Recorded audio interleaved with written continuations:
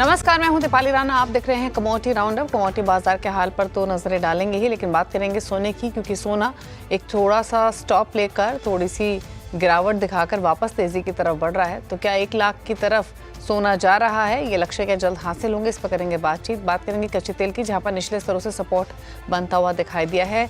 क्या है सपोर्ट के कारण, कैसी रह सकती है यहाँ से आगे की चल, इस पर करेंगे बातचीत। और बात करेंगे कॉटन की, क्योंकि यार्न इंडस्ट्री को राहत मिल सकती है। इन सब खबरों पर हम चर्चा करेंगे अगले आधे घंटे में। हमारे साथ मातेश्वरी गोल्ड के सीईओ अनुराग रस्तोगी, MOFSL के डायरेक्टर किशोर नार ने, पुरिंटल रेड सर्विसेज के फाउंडर दिनेश सोमानी बने हुए हैं, और साथ ही आगे शो में कॉटन एसोसिएशन ऑफ इंडिया के प्रेसिडेंट अतुल गनात्रा भी हमारे साथ मौजूद रहेंगे। आप सभी का स्वागत है इस शो में। और सबसे पहले शुरुआत कर लेते हैं सोने के साथ ही। एक बार लेकर आते हैं भाव MCX पर, और साथ ही इंटरनेशनल मार्केट्स में क्या देखने को मिल रहे हैं। घरेलू बाजार में हमने कल ऑलरेडी एक अच्छी रिकवरी देखी थी। आज वापस प्राइसेस 96,000 के ऊपर ट्रेड कर रहे हैं। इंटरनेशनल मार्केट्स में $3350 के ऊपर गोल्ड कारोबार करते हुए दिखाई दे रहा है। इनफैक्ट 2 हफ्तों के ऊपरी स्तरों पर इंटरनेशनल मार्केट में सोने का भाव आ चुका है। वापस से सेफ हेवन बाइंग के तौर पर देखने को मिल रही है। इंपॉर्टेंट है फेड की मीटिंग, क्या आउटकम निकल कर आता है, लेकिन उस मीटिंग से ठीक पहले यहाँ पर एक स्ट्रेंथ वापस से रीगेन होती हुई दिखाई दे रही है। कैसे रह सकते हैं यहाँ से आगे की प्राइस मूवमेंट, इस पर करते हैं बातचीत किशोर नार ने, और साथ ही दिनेश सोमानी हमारे साथ बने हुए हैं, और अनुराग जी भी हमारे साथ बने रहेंगे, उनसे भी करेंगे चर्चा। लेकिन सबसे पहले किशोर, आपका एक आउटलुक लेना चाहेंगे।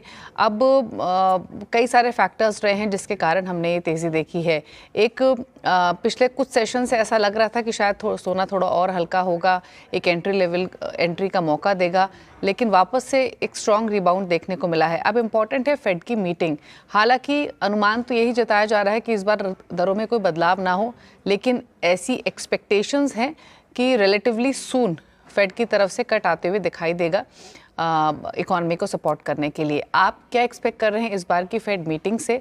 फेड मीटिंग के कमेंट्स कितने इंपॉर्टेंट रहेंगे कमोडिटीज़ के पर्सपेक्टिव से, बताइए। Good morning Deepali. I think यहाँ पे मेरा एक्सपेक्टेशन है कि फेड बहुत एग्रेसिवली रेट कट्स नहीं कर पाएगा, और जो टैरिफ का इम्पैक्ट है यूएस के इन्फ्लेशन के ऊपर बहुत ही प्रोमिनेंट रहेगा, और इन्फ्लेशन बहुत स्टिकी रहेगा मेरे हिसाब से। इसमें यहाँ से रेट्स को घटा के नीचे लेके आना बहुत ही मुश्किल रहेगा फेड के लिए। प्रॉबेबली एक आध रेट कट ये साल के लिए आप देख सकते हैं, बट आई थिंक एक सस्टेनेबल डाउनसाइड रेट्स में नहीं देखने के लिए मिल सकता है। एंड जो मार्केट्स को फर्दर स्पूक किया है कि आफ्टर थोड़ा सा सेटल डाउन हो गया, 1-2 हफ्ते का मार्केट ने ब्रीदर ले लिया। अगेन ट्रम्प ने फार्मा के ऊपर वाला है, वो एक अनाउंसमेंट आया है, जो मूवीज के ऊपर उसने ड्यूटीज अनाउंस किया है। तो पॉलिसी में कोई बदलाव नहीं है। जो जो मार्केट्स में मेहम देखने के बाद, मार्केट्स में जो इतना बड़ा पैनिक देखने के बाद मार्केट्स को लगा था कि थोड़ा स्लो डाउन हो जाएगा, यूएस गवर्नमेंट जो पॉलिसीज को लेकर थोड़ा रेशनलाइज करेंगे। बट अगेन उन्होंने जो फार्मा के ऊपर ड्यूटीज आएगा करके जो अनाउंसमेंट किया है, again that spook the markets. And again जो गोल्ड में सेफ हेवन बाइंग आपको देखने के लिए मिल रहा है। सो आई थिंक पॉलिसी क्लियर है, डायरेक्शन क्लियर है। अगेन जो जो शॉर्ट टर्म एक ब्रीदर मिला था, अगेन गोल्ड वापस उसका जो तेजी का जो माहौल है वो बनते हुए देख रहे हैं। अच्छा, अनुराग रस्तोगी भी बने हुए हैं, दिनेश सोमानी भी हैं। अनुराग जी, आपकी राय क्या है भाव को लेकर? क्या लक्ष्य यहाँ से आप आगे देख रहे हैं? एक उम्मीद तो ये जग रही थी कि शायद 90,000 तक आएगा तो एक अच्छा मौका रहेगा एंट्री करने का, बट लग नहीं रहा गोल्ड किसी को ऑब्लाइज कर रहा है, जो भी डेवलपमेंट्स हो रही हैं। भाव को लेकर आपकी राय क्या है? क्या लक्ष्य हैं अब? देखिए, लास्ट टाइम भी यही डिस्कशन हुआ था और हम लोगों ने यही बात कही थी कि जो करंट सिनेरियो है इसमें भाव कहीं भी गिरने वाले नहीं है। एक बीच में कहीं ना कहीं एक लोगों को मौका मिला था, जो टैरिफ वार थोड़ा सा थमता हुआ दिखा था, जो एक ऐसा माहौल विश्व में कहीं ना कहीं कुछ रुकावट आई थी, कई देशों के जो तनाव के माहौल थे उनमें कहीं ना कहीं कुछ कमी महसूस हो की जा रही थी, जिसकी वजह से थोड़ा लग रहा था कि भाव कहीं ना कहीं रुक गया, एक स्टेबिलिटी की तरफ जा रहा था, थोड़ा डाउन की तरफ जा रहा था। लेकिन करंट टाइम में जैसा कि इजराइल गाजा का वार फिर से स्टार्ट हो गया है और कई इंडिया पाकिस्तान भी इधर काफी एक वॉर की स्थिति में है, तो ऐसे सब सिनेरियो में कहीं ना कहीं जो डॉलर की जो स्थिति बन रही है, डॉलर को भी कमजोर करने के लिए एक कई देश प्रयासरत हैं।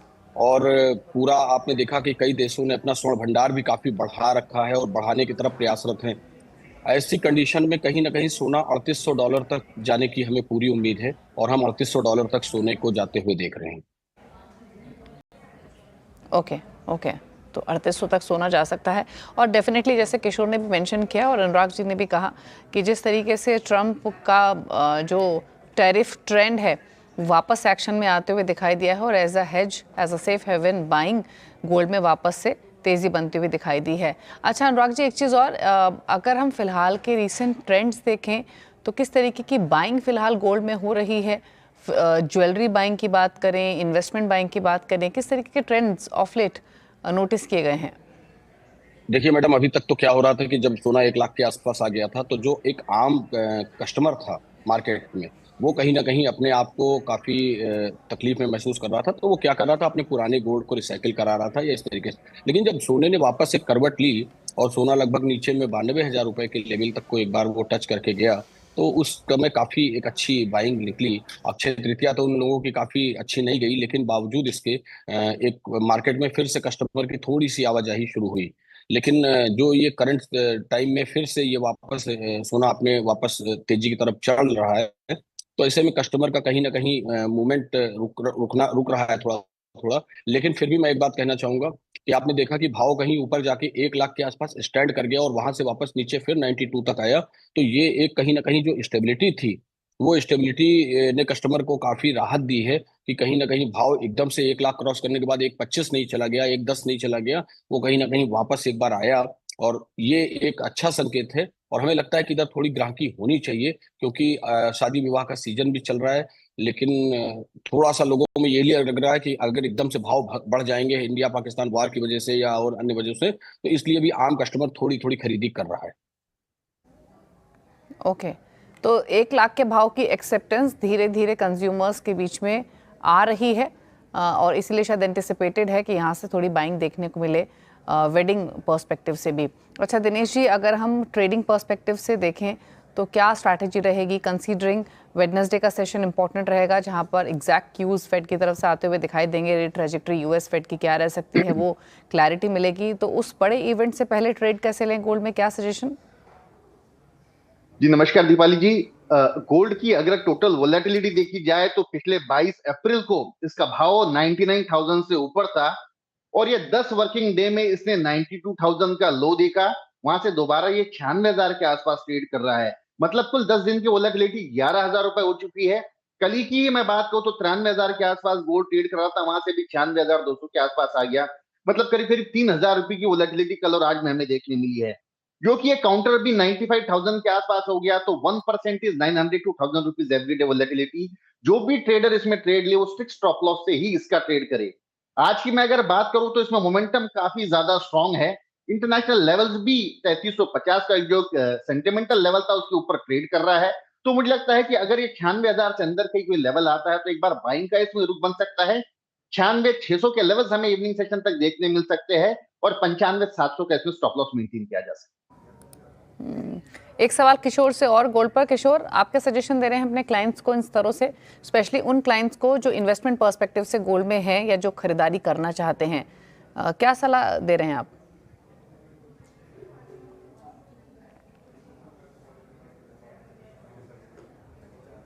किशोर, आप सुन पा रहे हैं?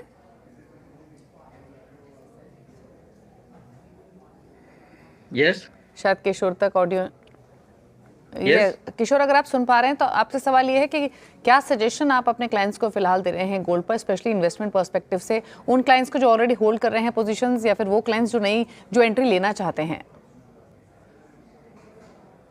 आई थिंक शॉर्ट टर्म में गोल्ड अभी भी तेजी की तरफ रुक कर रहा है। 95,700 के आसपास मैं बाइंग का सलाह देता हूँ और टारगेट आप 96,300 के आसपास रख सकते हैं शॉर्ट टर्म के लिए। सिल्वर में भी 96,200 के आसपास सिल्वर बाइंग कर सकते हैं। 97,000 तक भी आपको अपसाइड टारगेट हो सकता है। शॉर्ट टर्म में गोल्ड का आउट परफॉर्मेंस बरकरार रहेगा। अगर आप लॉन्ग टर्म इन्वेस्टर है, मतलब आप साल भर के ऊपर का अगर व्यू लेना चाहता है, तो प्रोबेबली सिल्वर शायद बेटर रहेगा। बट अगर शॉर्ट टर्म में अभी भी गोल्ड का तेजी बरकरार रहेगा और सिल्वर थोड़ा अंडर परफॉर्म ही करता रहेगा।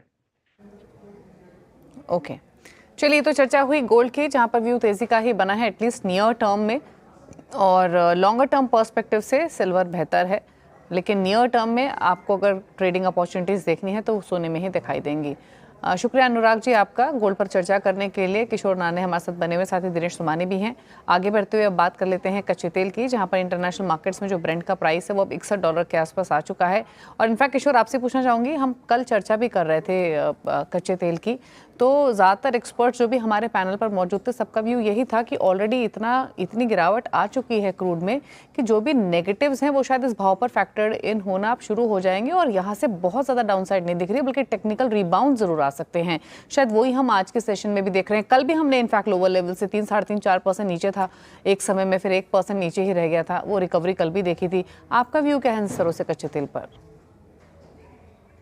दीपाली, मैं इस फंडामेंटल में बिलीव नहीं करता हूँ कि इतना गिर चुका है इसके वजह से ज्यादा नहीं गिरेगा, या इतना बढ़ चुका है इसके वजह से इसका रैली खत्म होना चाहिए। बट फंडामेंटली जब तक उसका चेंज नहीं आता है तब तक इसमें जो है I don't believe there is going to be a turn around.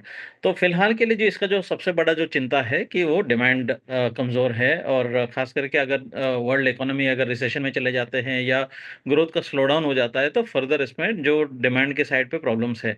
Supply कोई चिंताजनक नहीं है, सप्लाई में कहीं पे भी आपको अटकलें नहीं है।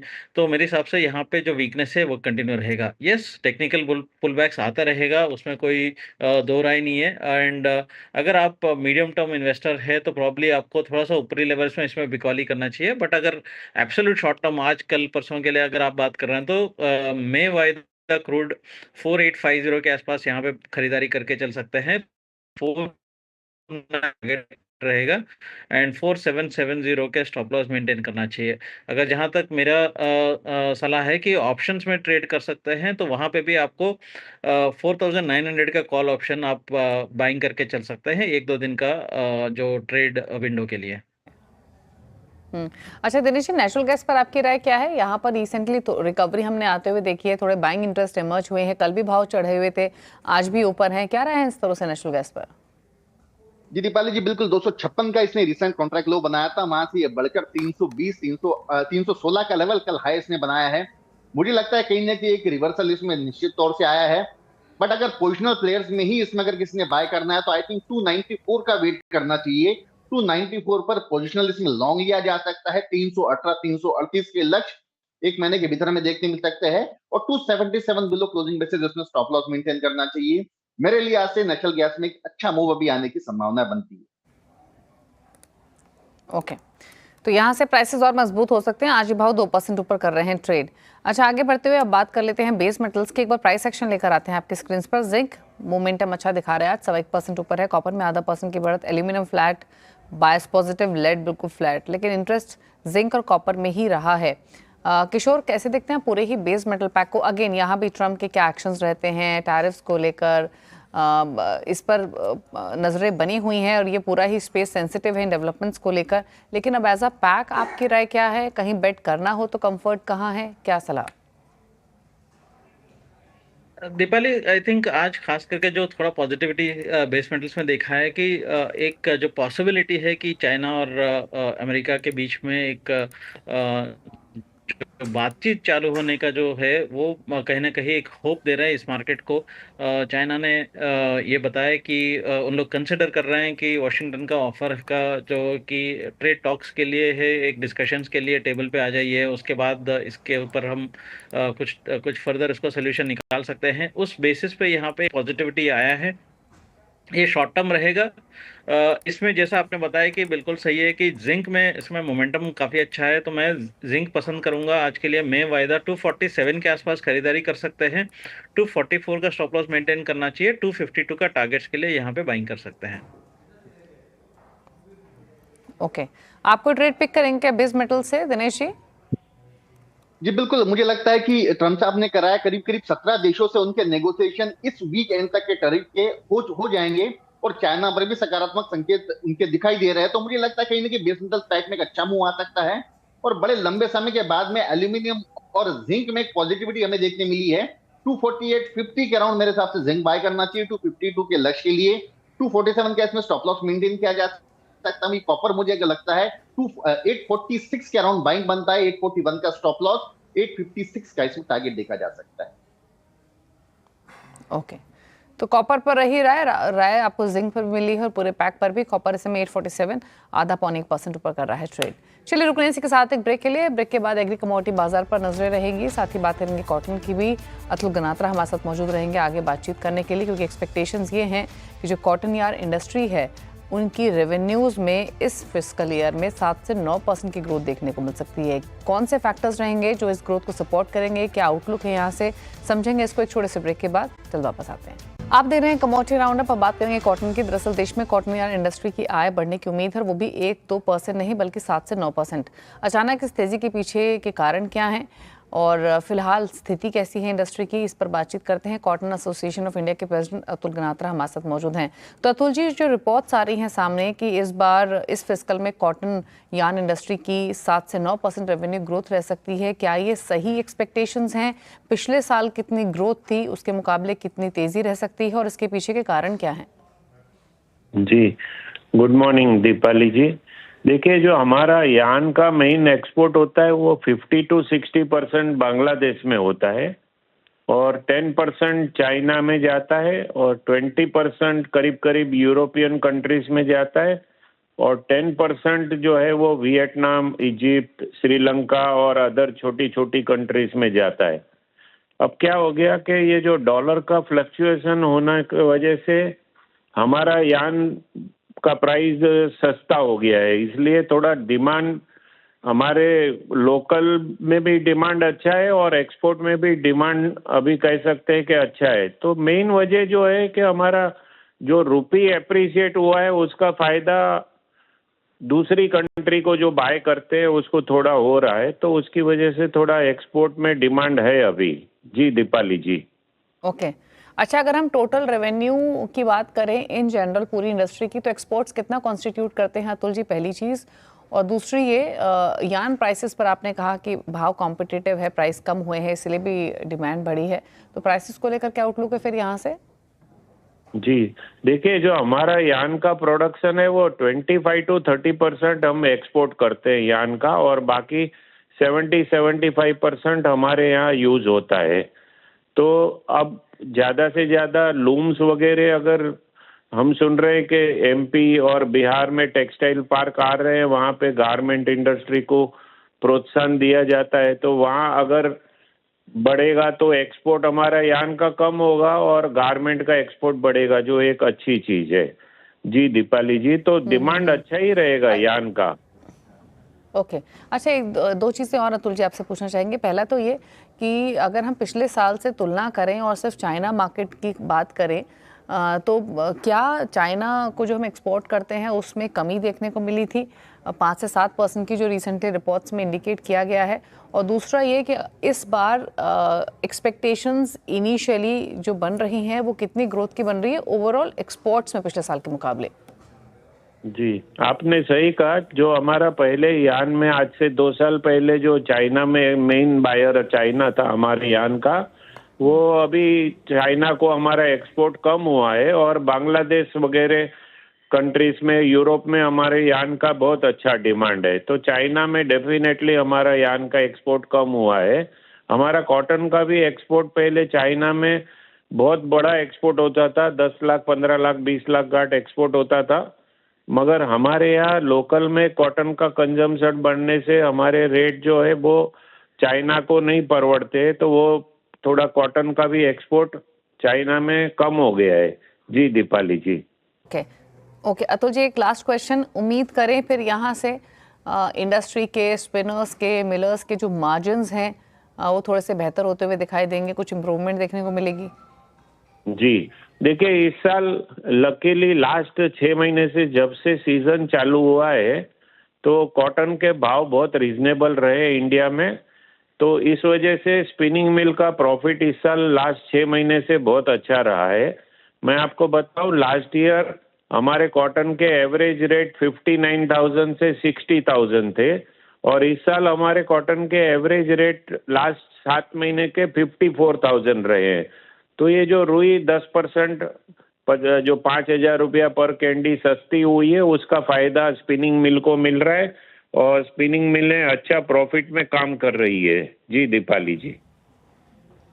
ओके, चलिए, शुक्रिया सर आपका बातचीत करने के लिए और पूरी स्थिति समझाने के लिए। Thank you so much.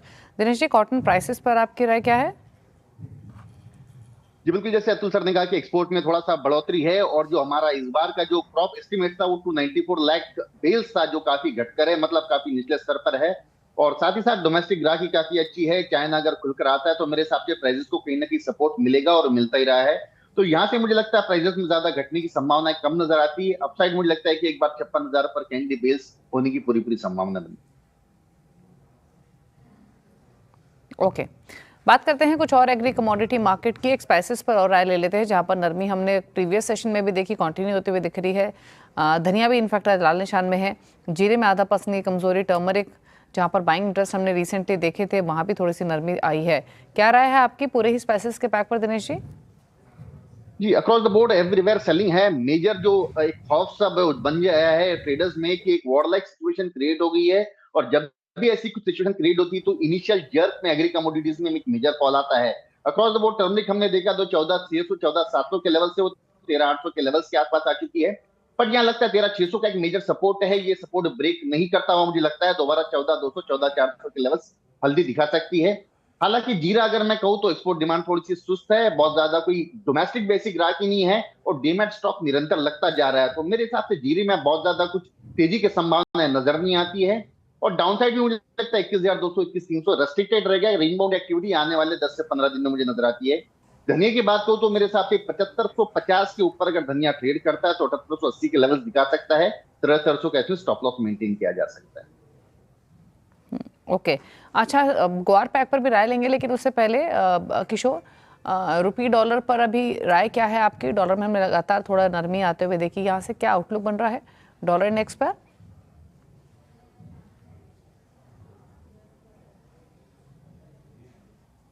Kishore, unmute करके प्लीज अपनी बात कहिए।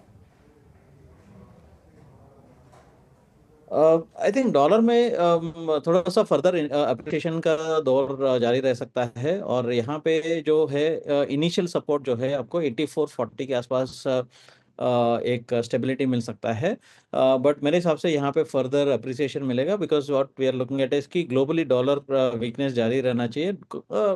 डॉलर अराउंड 98.7 98.8 के आसपास तक गिर सकता है। तो इस जो ट्रांसलेशन होगा इंडियन मार्केट्स में 8340 is the best case scenario. ये साल के एंड तक आपको उतना अप्रिसिएशन मिल सकता है। ओके, ठीक है। फिलहाल 84.51 पर डॉलर इंडेक्स कारोबार करते हुए। अच्छा, ग्वार पैक पर एक राय ले लेते हैं। लगातार कमजोरी यहाँ पर बनी हुई है, प्रेशर परसिस्ट कर रहा है दिनेश जी, और डाउनसाइड दिख रहे हैं किन स्तरों से, ग्वारगम ग्वारसीड दोनों में? जी दीपाली जी, मानसून सेंसिटिव क्रॉप है ये। नॉर्मली जब भी मानसून के प्रेडिक्शन अच्छे आते हैं उसमें गिरावट हमें हमेशा देखने मिली है। और जो इस बार प्रेडिक्शन आया है वो ये है कि अबाउट नॉर्मल फोरकास्ट बताया गया है मानसून का, तो उसके चलते उसमें प्रेशर निरंतर बढ़ रहा है। और अगर मैं स्पेसिफिकली जून कॉन्ट्रैक्ट ग्वार की बात करूं तो मेरे हिसाब से 5,000 के नीचे ये ट्रेड कर रहा है। 5,055 के स्टॉप लॉस से मुझे लगता है सेलिंग इसमें बरकरार रह सकती है। 4910 के लेवल्स ये दिखा सकता है। तो प्रेशर मुझे लगता है आने वाले दिनों में और भी बरकरार रह सकता है। ओके, चलिए, तो ये राय रही ग्वार पैक पर, जहां पर गिरावट देखने को मिल रही है। चलिए, इस शो को समेटने का वक्त हो गया है। शुक्रिया आपका दिनेश और साथी किशोर जी आने के लिए शो में और सभी स्ट्रैटेजीज पर अपनी राय देने के लिए। इसी के साथ एक ब्रेक के उस पर लेकर आएंगे वायदा मार्केट का पूरा एक्शन फ्यूचर एक्सप्रेस में। नमस्कार।